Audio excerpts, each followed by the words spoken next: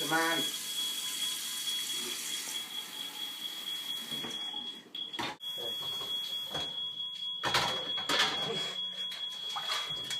Whoa, boyo, that's no way to treat a grease fire. If you pour that on that, it'll kill your dog.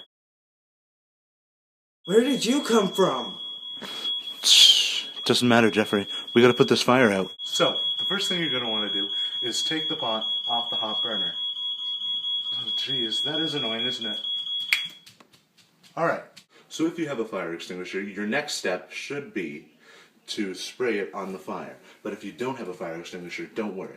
The next step is to smother the fire with something like the cover of the pot or some other fabric, like possibly an apron or a shirt you don't care about. So this pot is in a hot spot. It's on fire and it needs to stop. So what we're going to do is find a safe place to put it. So we need somewheres that won't melt or burn or bring any more reason for... Perfect! The cold burner right next to it, because it doesn't easily melt and it's not the hot one. So now what you're going to want to do is quickly and cautiously place this cover on the pot. So there we go, and if all goes well, you didn't get burned. So now, there's no oxygen getting into the pot, so once the fire in the pot burns up all the oxygen that is in the pot, then you should be good to go. 5 minutes later. Okay, now that I've waited about 5 minutes, I'll check the pot and see if it's still burning. Nope, we're good to go. Oh no. Can't believe you broke my smoke detector.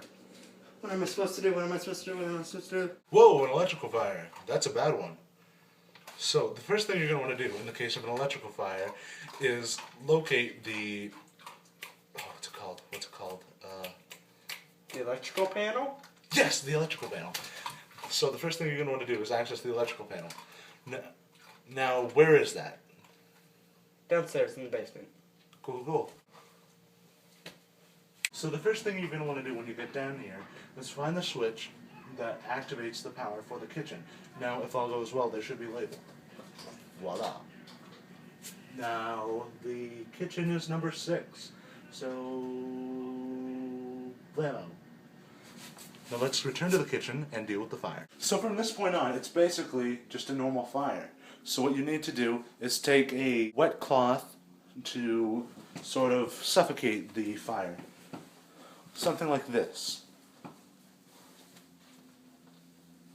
Now place it over top and that should smother it. 5 minutes later. Well, it's been 5 minutes, so let's check. All good.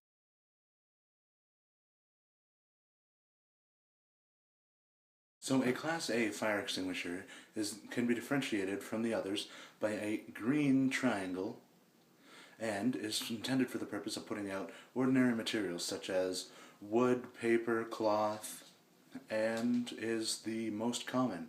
A Class B fire extinguisher is intended for the purpose of putting out flammable liquids such as oil, gasoline, or paint and is marked by a red square. The Class D fire extinguisher is intended for the purpose of putting out flammable metals and is marked by a yellow decagon.